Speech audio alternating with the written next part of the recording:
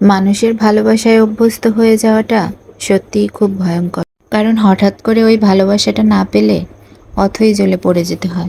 তাই সব কিছুতে অভ্যস্ত হওয়া সমস্যা নেই, শুধু মানুষের ভালোবাসায় অভ্যস্ত হয়েও না।